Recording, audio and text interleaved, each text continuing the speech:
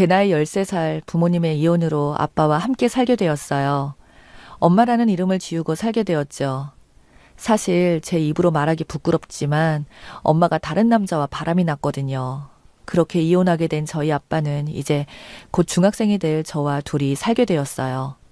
아빠는 어린 제가 아무것도 모를 거라고 생각했지만 저는 다 알고 있었어요. 분명한 잘못이 누구한테 있는 건지를 말이죠. 제 앞에서 애써 괜찮은 척하는 아빠를 위해 그 이후로 엄마 이야기를 해본 적이 없어요. 그만큼 빨리 철이 들어야 했어요. 미대를 나온 아빠는 저를 키우기 위해서 화가의 꿈을 포기하셨어요.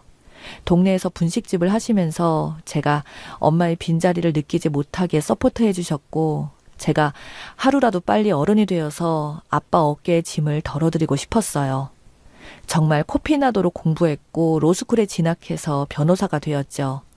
변호사 면허증 나오는 날 아빠는 엄마 없이도 잘 자라줘서 고맙다며 눈물을 흘리시더라고요. 처음 보는 아빠의 눈물에 저도 아빠 품에서 6살짜리 아이가 된 듯 펑펑 울었습니다. 그렇게 시작한 변호사 생활은 어렵긴 했지만 배울 것도 많았고 아빠에게 조금이나마 보탬이 될 수 있다고 생각하니 힘들다는 생각은 전혀 안 들더라고요. 로펌의 막내 변호사로 일하던 저는 스타트업 회사의 특허 관련 자문을 맡게 되면서 한 남자를 알게 되었어요. 그저 좋은 프로그램은 만들면 된다고 생각한 의뢰인은 특허를 낼 생각을 못했고 다른 업체에서 먼저 낸 특허 때문에 2년 동안 밤잠 안 자며 개발해서 내놓은 어플이 특허 소송에 걸렸던 거죠. 시작도 못 해보고 개발비를 다 날릴 위기에 놓인 상황이었어요. 자세히 살펴보니 석연치 않은 부분들이 많더라고요. 그와 일주일에 2-3번 만나면서 소송 준비를 했고 재판 결과 승소해서 무사히 그가 어플을 출시할 수 있게 도울 수 있었어요. 재판 한 달쯤 후인가 그에게 연락이 왔는데요. 최 변호사님, 혹시 저 기억하세요? 저 신동훈이에요. 의뢰인들한테 전화 오면 대부분 안 좋은 일로 오는 경우가 많아서 무슨 일이 생긴 건가 하고 전화를 받았습니다. 그는 저 덕분에 어플이 대박났다더군요. 꼭 한번 식사 대접하고 싶다고 했죠. 사실 그냥 저는 돈 받고 제가 할 일을 했을 뿐인데 식사 대접은 너무 부담스러워서 몇 차례나 거절했지만 그는 꽤나 집요한 구석이 있었어요. 그의 집요함에 못 이기는 척 식사 자리에 나가게 되었습니다. 그곳에서 그를 보고 2가지 놀라운 점이 있었어요.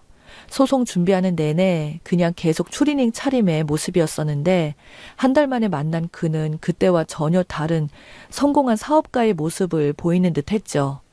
그 상황에 또 한 번 놀라고 그가 최소 30대 중반으로 보이는 노안이라는 거였습니다. 사실 저도 노스쿨에 변시까지 준비한다고 고시원에서 박혀 고생했다 보니 한 노안한다는 소리 듣는 사람인데 그 역시 매일 컴퓨터 앞에서 코딩만 하다 보니 얼굴이 팍 사가버렸다고 껄껄 웃더라고요. 우리는 30살 동갑이었거든요. 참 특이하게도 노안이라는 공통점은 사이를 더 친밀하게 만들어줬어요. 가끔 소주 한잔하는 사이로 발전하게 되었죠. 그렇게 1년간 애매한 관계가 지속되던 저희는 그의 고백으로 사귀게 되었어요.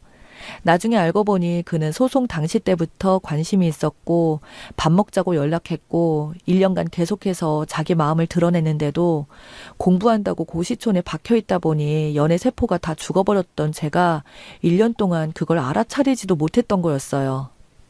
고백을 받고서야 저도 그에게 관심이 있었다는 걸 깨닫게 되었어요. 30 넘어 처음 해보는 연애는 너무나 설레이는 일이었습니다. 그와의 결혼까지 꿈꾸며 행복한 시간을 보내고 있었던 어느 날 뜬금없이 18년 전 저와 아빠를 버리고 떠난 엄마가 제 결혼에 큰 걸림돌로 등장하게 되었어요. 슬슬 결혼할 나이도 되면서 남자친구는 자신의 엄마가 운영하는 카페로 저를 초대했어요. 예비 시어머님께 잘 보이고 싶었던 저는 미용실까지 가서 평소 잘 하지도 않는 메이크업까지 받고 찾아뵙게 되었어요. 예비 시모께서는 남자친구가 제 자랑을 하도 해서 질투날 지경이었는데 제 모습을 보니 그럴만하다고 예뻐해 주셨고 집안에 변호사 하나 있으면 좋겠다고 생각했다면서 만족스러워 하셨어요. 긴장 많이 하고 있었는데 너무 환영해 주시는 예비 시모 덕에 긴장도 풀리면서 이런저런 대화를 하게 되었습니다. 좋기만 할 것 같던 분위기는 예비 시모의 부모님 안부를 묻는 질문 하나에 얼음장처럼 차가워지게 되었어요.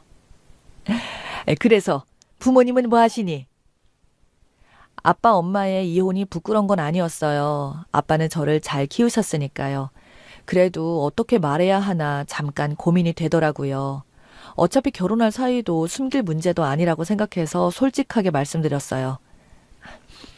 사실은 저희 부모님이 제가 어릴 때 이혼하셔서 지금은 아빠랑 함께 살고 있어요.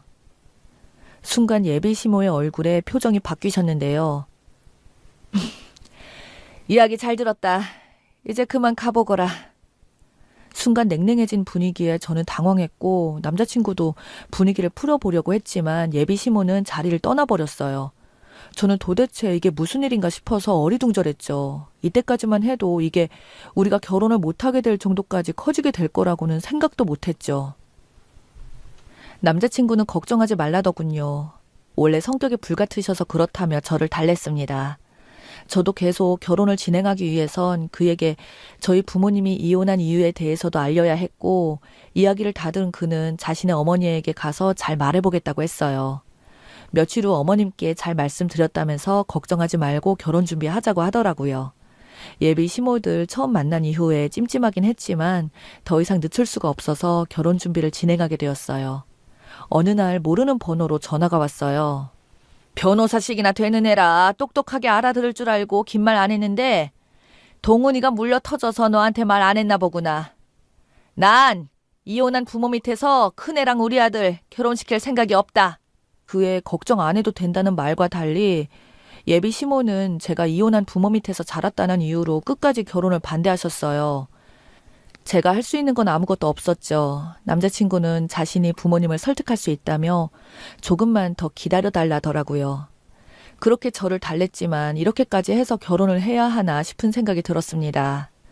그날 이후 마음이 복잡해서 일도 손에 잡히지 않고 남자친구 만나는 것조차 불편해서 잠깐 시간을 가지고 있었어요. 사무실에 제 손님이 왔다는 소리를 듣고 나가보니 그의 엄마가 서 있었어요. 내가 알아듣게 말한 것 같은데 아직도 우리 아들을 만나고 있니? 내가 이래서 안 된다고 하는 거야. 이혼한 부모 밑에서 큰애가 무슨 가정교육이나 제대로 받았겠니?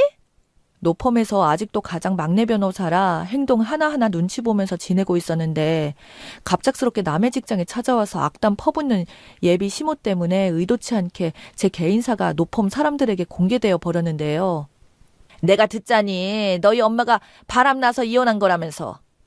예, 바람도 유전이다. 유전이라는 통계가 있어. 알아? 우리 아들이 너랑 결혼했다가 이혼이라도 하면 어쩌려고 너랑 결혼을 시키니? 정말 수치스러웠어요. 직장 동료들 앞에서 발가벗겨진 기분이었죠. 제 파혼 소식과 내 입으로도 말 못하는 개인사를 남의 입에 의해서 공개돼야 하는 건지, 그리고 그 여자의 마지막 한마디는 제가 간신히 잡고 있던 이성의 끈을 놓게 만들었어요. 아참, 너희 아빠 자꾸 나한테 전화하지 말라고 해라.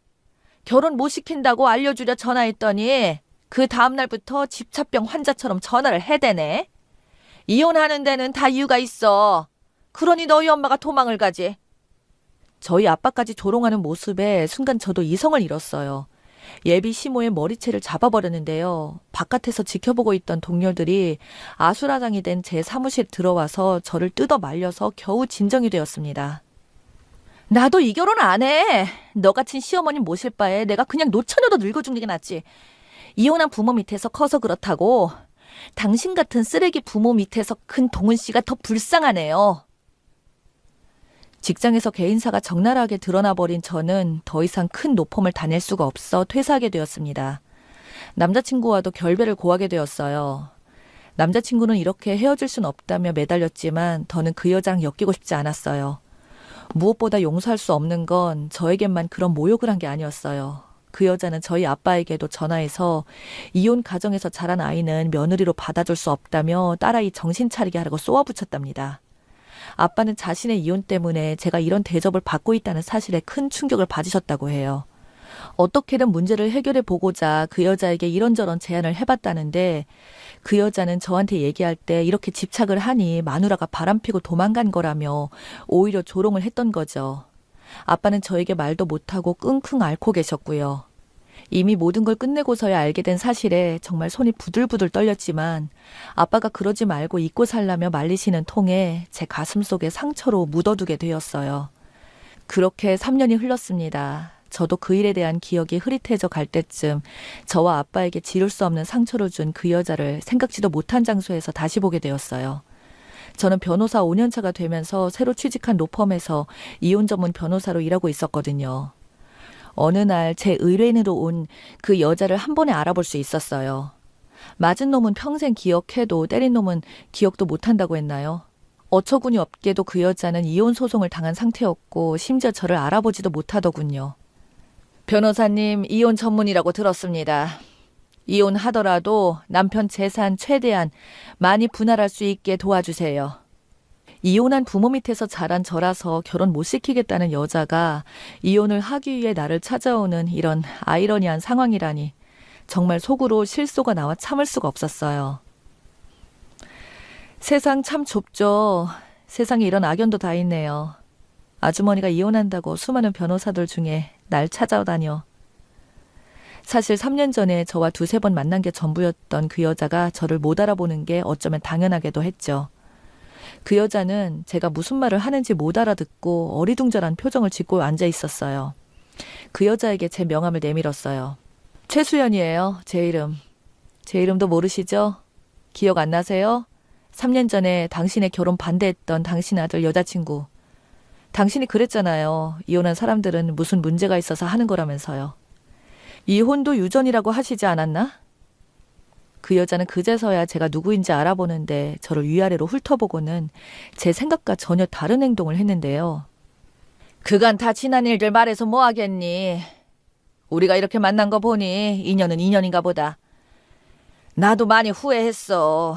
우리 아들 너랑 헤어지고 아직도 여자도 안 만나고 결혼할 생각도 안 하는 것 같아서 내가 걱정이 커서 그런데. 그래서 말인데 너 동훈이랑 다시 잘해보면 안 되겠어?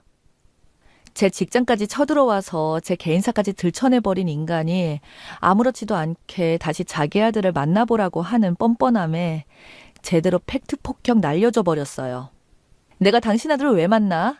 당신이 말했잖아. 이혼한 부모 밑에서 자라면 제대로 가정교육 못 받고 자란 거라면서. 당신 지금 이혼하러 온 거 아니야? 그럼 당신 아들은 이혼 안 할 것 같니? 당신 말대로라면 이혼할 남자를 내가 왜 다시 만나? 그리고 뭔가 착각하는 것 같은데 당신 과실로 이혼 소송 당해서 여기 온 거야. 당신 남편한테 빌어도 모자를 파내 재산 분할을 도와달라고? 진짜 불륜 저지르다 걸려서 이혼 소송 변호사를 찾은 주제에 용감한 건지 멍청한 건지 재산 분할까지 요구하는 무식한 그 여자는 아직도 정신을 못 차린 듯 보였어요. 나도 변호사기 전에 인간이야. 내가 어떻게 당신 변호를 하겠어. 그리고 내가 한 가지 알려줄까? 3년 전에 당신 아들 나한테 무릎 꿇고 빌면서 당신 버리고 나한테 오겠다던데. 그건 알란가 모르겠네. 항상 무례하고 뻔뻔하게 굴던 그 여자는 자기 아들이 본인을 버리려고 했다는 말을 듣고는 상당히 충격에 빠진 모습이었어요. 아무 말도 못한 채 얼빠진 표정으로 휘청거리면서 제 사무실을 나갔어요. 남편한테 버림받고 아들한테도 버림받은 그 여자 뒷모습을 보고 있자니 자업자득이라는 말이 딱 떠올라서 속이 다 후련하더라고요. 3년간 가슴속에 묻어준 답답함을 풀고 나니까 몸도 마음도 홀가분해졌습니다. 제 일도 술술 잘 풀렸어요. 변호사로서 회사에서 입지도 탄탄해졌고 만나고 있던 사람에게 프로포즈 받아서 내년에 결혼 약속까지 잡게 되었죠. 무엇보다 달라진 건 저희 아빠의 삶이에요. 저를 홀로 키우기 위해 본인의 꿈인 그림 그리는 것도 포기하고 살았던 아빠에게 얼마 전 작은 화실을 선물해드렸거든요. 다시 그림 그려보는 게 어떠냐며 제안했죠. 아빠는 분식집도 접고 매일 화실에 들어가셔서 작품 활동을 하고 계세요. 그림 그리면서 행복해하시는 모습을 보니 지금까지 제가 아빠의 삶을 뺏은 것 같아 너무 죄송한 마음이 들었어요. 저도 제 자식을 낳고 살아갈 텐데 아빠처럼 자식을 위해 살 수 있을까 생각될 정도로 아빠의 사랑은 컸습니다. 사람마다 개인의 사정이 있고 사연이 있는 건데 자신의 삶을 한 치 앞도 못 내다보면서 다른 사람에게 상처 주는 그런 사람들과는 아예 차원이 다르신 분이죠. 제가 행복하게 잘 사는 게 아빠에게 보답하는 길이겠죠. 아빠한테 세상 감사합니다. 이런저런 일을 겪고 두서없이 쓴 사연 들어주셔서 감사합니다. 좋은 일들만 있으시길 바랍니다.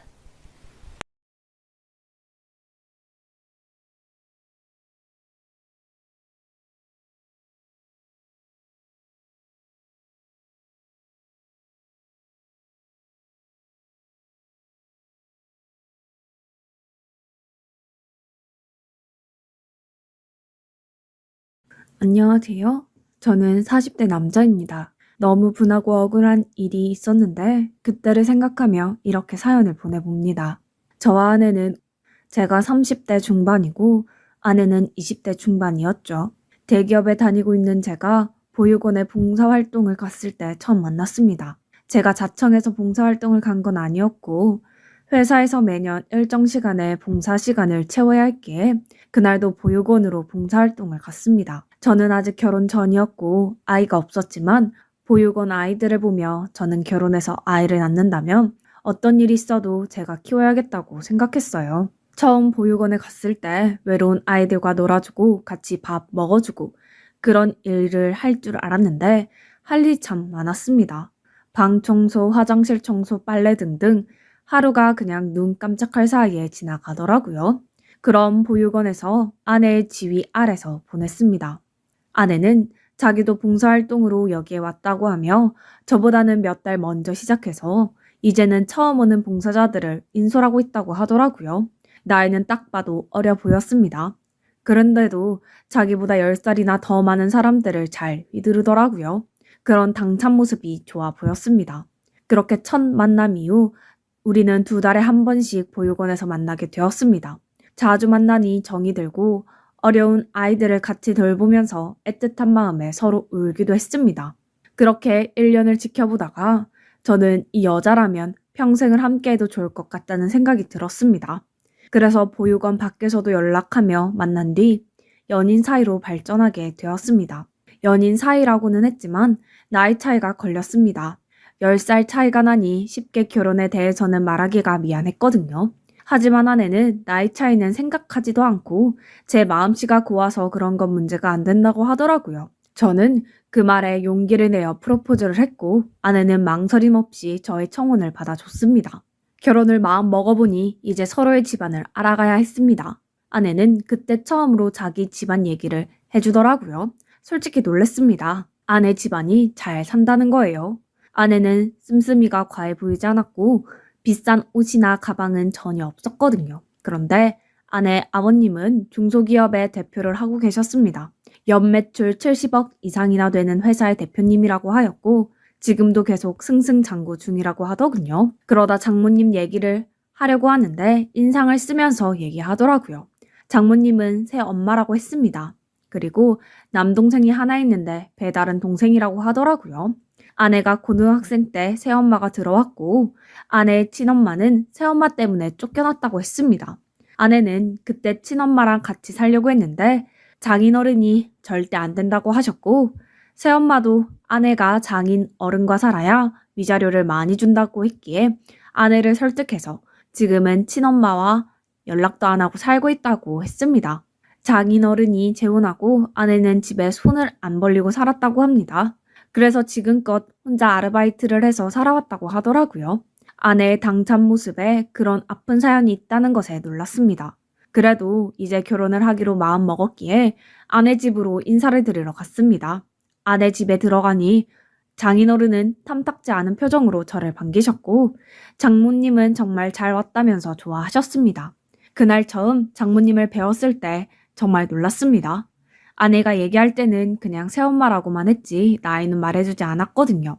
정말 제 또래라고 해도 믿을 정도로 어려 보였습니다. 그에 반해 장인어른은 장모님이 아빠 뻘처럼 보일 정도였어요. 그리고 아내 남동생이 한 명 있는데 이제 초등학생이라고 하더라고요. 역시 돈이 많으니까 이렇게 젊은 아내랑 사는구나 생각했습니다. 장모님이랑 제가 밖에서 팔짱이라도 끼고 다닌다면 그냥 여자친구처럼 보인다고 할 정도였어요. 그런 장모님이 사위라고 부르니 약간 어색하더라고요. 그리고 집을 나와서 아내한테 장모님 나이를 물어보니 이제 40을 넘겼다고 하더라고요. 저랑 5살밖에 차이가 안 나니 그럴 만도 했습니다. 장인어른은 저를 보고 아내랑 나이 차이가 많이 나는 거 아니냐며 뭐라 하셨는데 장모님은 저랑 당신도 10살 차이가 넘게 나는데 자기 딸은 10살 차이 나면 안 된다는 거예요? 그렇게 얘기하자 더 이상 나이 차이에 대해서 말씀을 안 하시더라고요. 장인어른은 아내의 친엄마를 버린 게 미안했는지 아내를 무척이나 챙겼습니다. 그리고 아내가 좋은 남자를 만나길 너무나 원했기에 저를 더 꼼꼼히 본 것 같아요. 장인어른은 면접 아닌 면접을 보고 어느새 저에 대한 믿음이 생겼는지 저를 사위로 받아주셨습니다. 우리 집은 아내를 보고는 무조건 좋다고 하셨죠. 그렇게 두 집안의 상견례를 진행했습니다. 우리 집에선 역시나 장모님을 보고 놀라시더라고요. 상견례 전에 부모님께 장모님이 40대 초반이라서 많이 젊어 보일 거라고 미리 말씀드렸지만 생각보다도 너무 젊은 외모에 다시 한번 놀라셨습니다. 그리고 장인어른이 그날따라 더 늙어 보여서 더 그렇게 느끼셨던 것 같습니다. 장모님이 너무 젊은 것 외에 별다른 문제 없이 상견례는 잘 마무리되었고 우리는 결혼하게 되었습니다. 결혼 날짜가 잡히고 장인어른이 저를 부르셨습니다. 장인어른의 회사는 정말 으리으리했습니다. 이 회사가 나중에 제 회사가 될 수도 있겠다는 생각을 하며 아버님이 계신 방으로 들어갔습니다.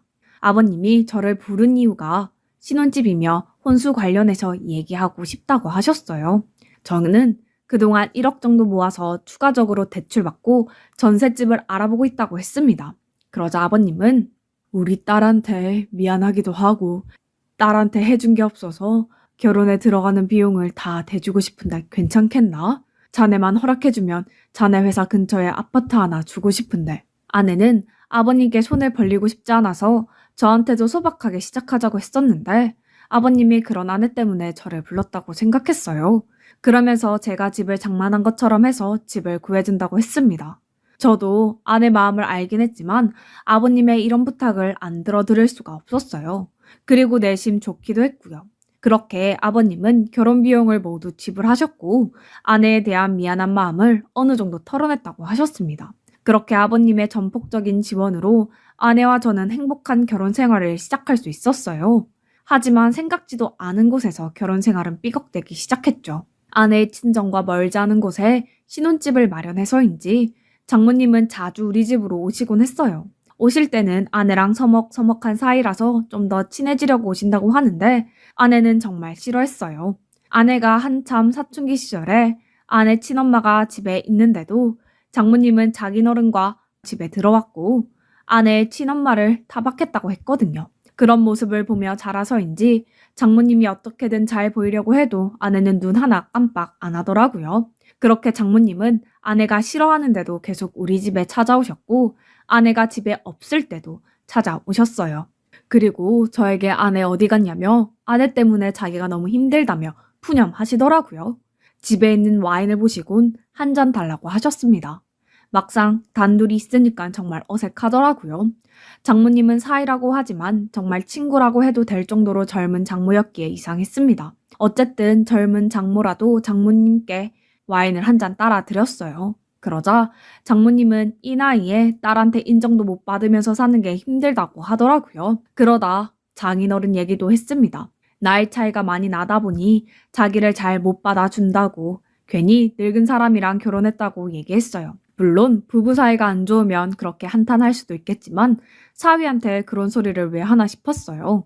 이런저런 얘기를 하다 보니 어느새 와인 한 병을 다 마셨고 저는 다른 와인을 꺼내려고 일어났습니다. 우리 사위 다시 보니깐 귀엽네. 저는 너무 놀라 장모님한테 이러지 말라고 했는데 장모님은 사회적 무사히 예보가 어쩌냐며 웃어 넘기시더라고요. 장모님 많이 취하신 것 같은데 제가 택시 불러드릴게요. 이제 곧 아내 올 시간이고 아내가 장모님 취한 모습을 보면 안 좋을 것 같아서요.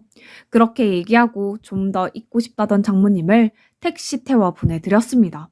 장모님이 저한테 했던 행동에 대해서 아내한테 얘기해야 하나 고민을 했습니다. 하지만 아내가 극도로 싫어하는 장모님이 저한테 이런 행동을 한 걸 아내가 한다면 저한테 실망이 클 것 같았어요. 그래서 오늘의 일을 장모님이 그냥 취해서 실수한 걸로 넘기기로 했습니다. 하지만 그날 이후로도 장모님의 행동은 계속되었어요. 저에게 문자나 전화를 하며 어디로 나오라고 계속 저를 불렀습니다. 하지만 그때마다 저는 다른 일이 있어서 못 간다며 장모님을 피했습니다. 그러자 장모님께서 이렇게 말씀하셨어요. 자네, 왜 이렇게 나를 피하는 건가? 내가 뭐 어쨌다고 그러는 거야. 나도 다 생각이 있으니까 알아서 해. 라며 화를 내시면서 전화를 끊었습니다. 그리고 얼마 지나지 않아 장인어른이 연락을 하셨어요. 저에게 대뜸 화를 내시면서 장모님을 무시했냐고 하시더라고요. 아무리 아내의 친엄마가 아니라고는 하지만 지금은 장인어른은 아내와 제가 계속 피한다고 장모님을 무시한다고 생각하셨나 봐요. 저는 장모님이 장인어른한테 어떻게 얘기를 했길래 이러시나 했어요. 그렇다고 장모님이 저한테 이렇게 한다고 말할 수도 없었고 정말 답답했습니다. 장인어른한테는 고의가 아니었고 정말 일이 바빠서 장모님을 챙겨드리지 못했다고 하며 다시는 안 그러겠다고 했어요. 그러자 장인어른은 화를 내시며 두고 보겠다고 하시며 전화를 끊으셨죠. 저는 장모님과의 관계를 확실히 해야겠다고 생각했어요. 이렇게 피하기만 하다가는 저만 손해를 보게 생겼더라고요. 그래서 장모님이 다음에 보자고 할 때 약속 장소로 나갔습니다. 장모님이 보자고 한 곳은 인적이 드문 곳에 있는 식당이었어요. 하지만 식당이라고 해서 들어갔는데 룸으로 되어 있더라고요. 룸에서 장모님과 식사를 하게 되었습니다. 그러자 장모님은 비슷한 또래 남녀가 그럴 수도 있지. 그런 거 가지고 어렵게 생각하고 있어. 다들 나이 먹고 부부 말고 애는 한 명씩 있어야 된다고. 저는 너무 심각한데 장모님은 아무것도 아니라는 듯 얘기하셨어요. 그리고 장모님은 술을 시켜 드시기 시작했고 어느새 제 앞으로 오셨습니다. 그리고 지난번보다 더 적극적으로 저를 유혹했습니다. 그러면서 자네랑 나만 몰래 만나면 아무 상관없을 거야. 그러니까 자기도 마음이 가는 대로 행동해. 나중에 후회하지 말고. 순간 아내가 떠올랐습니다. 장모님한테 이러지 말아달라고 부탁을 하려고 했는데 다시 이렇게 유혹을 하니 어쩔 수가 없었습니다.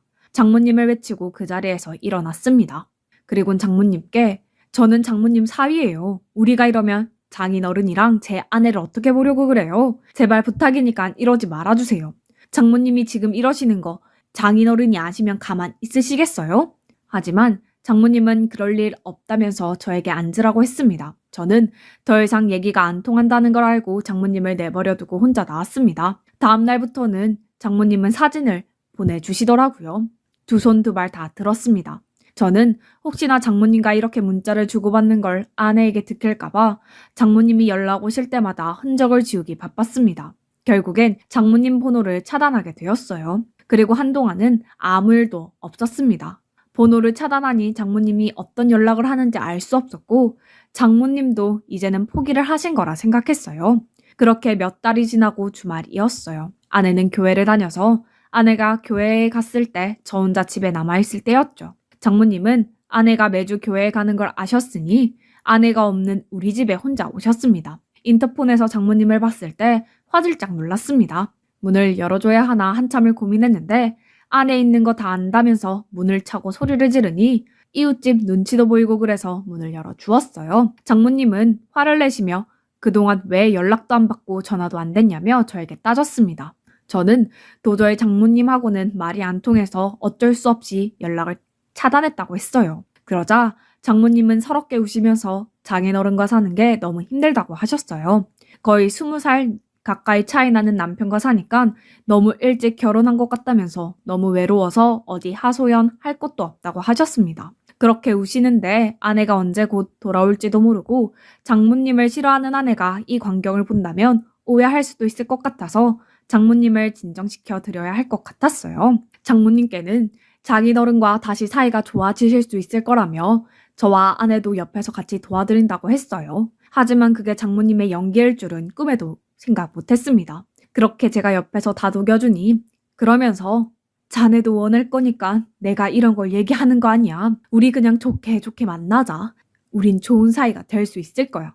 저는 더 이상 말로는 안 되겠다 생각이 되어 장모님을 내치며 두 팔로 잡았어요. 그동안 아내가 오해할까봐 장모님 이러는 거 말 안 했는데 이제는 말해야겠네요. 저도 더는 못 참겠습니다.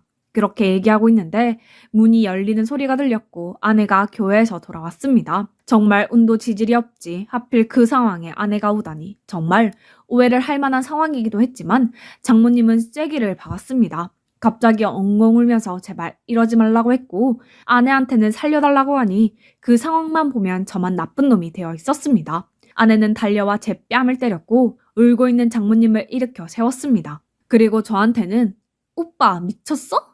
새엄마라곤 하지만 지금은 내 엄마라고. 그런 사람한테 지금 뭐 하는 짓이야? 그러고도 사람이야? 그렇게 얘기하고 장모님을 집으로 모셔다 드리고 들어왔습니다. 오자마자 저한테 오빠한테 실망해서 더 이상 못 살 것 같아. 다른 여자도 아니고 장모님한테 그러는 남자가 어딨어?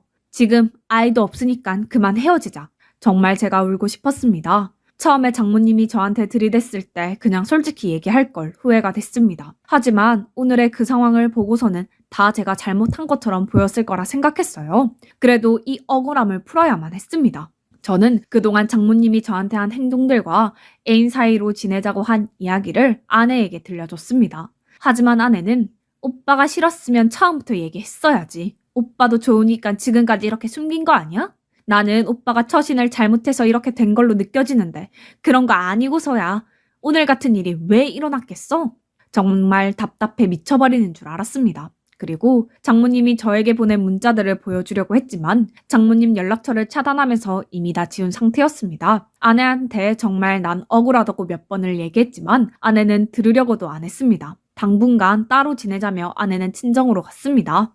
장모님은 이렇게 될 걸 알고 장인어른한테도 자기가 당했다고 하며 저를 내쫓으려고 했습니다. 장인어른은 저를 불러서 장모님한테 얘기 다 들었다며 더 이상 저를 사위로 생각 안 하겠다고 하시더라고요. 그리고 제 아내도 마음의 준비를 하고 있다고 했습니다. 이제 정말 인정하고 나가주면 끝나는 상황까지 갔습니다. 술도 잘 못하는데 날마다 술에 기대어 살았습니다. 그렇게 회사를 다니는 둥 마는 둥 하고 있던 어느 날 제가 친한 회사 친구한테 이야기를 털어놓았습니다. 그러자 친구가 그러면 장모님이 보낸 문자만 복구하면 이 문제 해결되는 거 아니야? 내가 아는 회사가 삭제한 문자 메시지 복구해준 적도 있다고 하던데 거기 한번 가봐. 한 줄기 빛이 보였습니다. 그렇게 장모님을 만나다 이혼남이 될 뻔했는데 삭제한 문자 메시지를 복구할 수 있다고 하니 이것만 복구되면 아내한테 당당히 이야기할 수 있었습니다. 친구가 얘기해준 회사에 가니 복구할 수 있다고 했습니다. 저는 눈물을 흘리며 감사하다고 했고 그동안 장모님이 보낸 문자들을 모두 프린트하여 아내가 있는 친정집으로 갔습니다. 장모가 문을 열어주었고 제 귀에 대고 얘기했어요. 그러길래 날 진작에 받아줬으면 이런 사태는 안 났잖아. 따로 자기랑 연애를 못해서 아쉽긴 하지만 어쩔 수 없지. 저는 무시하고 거실에 있는 장인어른한테 갔습니다. 장인어른 앞에서 무릎을 꿇고 얘기했어요. 장인어른, 제가 처신을 잘못해서 이 지경까지 왔습니다. 하지만 너무너무 억울해서 장모님이 보낸 문자 메시지를 복구해서 갖고 왔습니다. 장모님이 보낸 메시지를 보시고 그래도 제가 마음에 안 드시면 그때 아내랑 이혼하고 떠나겠습니다. 보고 난 메시지를 장인어른께 드렸어요. 장모는 무슨 소설을 쓰냐며 문자 메시지가 어떻게 복구가 되냐면서 따졌어요. 하지만 문자 메시지들에는 장모가 보낸 유혹의 말들과 장모가 찍은 사진이 있었습니다. 문자 메시지야 지어낼 수도 있겠지만 장모는 따로 제가 찍을 수가 없기에 장모는 더 이상 말을 안 하더라고요. 장모는 울면서 장인어른한테 저놈이 먼저 유혹한 거라며 호소해봤지만 장인어른은 장모의 뺨을 내치면서 장모의 용서를 받아주지 않았습니다. 장모는 뺨 맞은 볼을 감싸며 집을 나갔습니다. 저는 아내한테도 복구한 메시지를 보여주며 처음부터 알렸어야 하는데 미안하다고 했어요. 아내도 그제야 자기를 오해했다면서 저를 눈물로 안아줬습니다. 그날 이후로 장인어른과 장모는 이혼했습니다. 장인어른은 저한테 미안하다며 여자들이 유혹하면 뿌리치기가 쉽지 않았을 텐데 우리 딸을 너무 사랑해준다면서 고마워했습니다. 그렇게 젊은 장모의 유혹을 버텨내고 지금은 장인어른 회사에서 같이 일하게 되었고 조만간 회사를 경영하게 될 것 같습니다. 만약 그때 장모의 유혹에 넘어갔다면 지금 이런 회사의 사장 소리도 못 들었겠네요. 남자분들 아내만 바라본다면 좋은 일이 생긴다는 걸 알려드리고 싶었습니다. 사연 들어주셔서 감사합니다.